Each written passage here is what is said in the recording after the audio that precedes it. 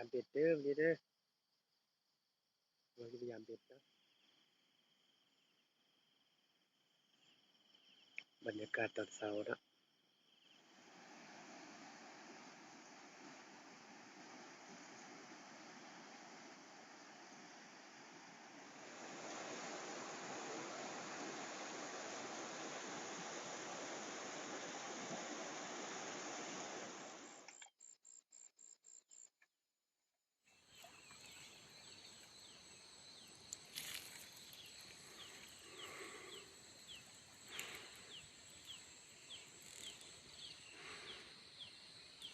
หน้าเขื่อนน้ำกาบเนาะนี่เนาะ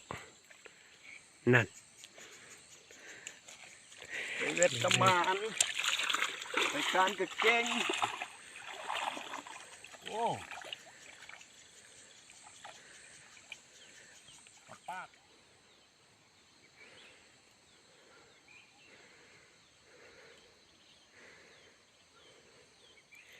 จบไปเนาะสำหรับการมายามเบ็ดวันนี้เนาะก็ถือว่าพอได้กินอยู่เนาะพอได้กิน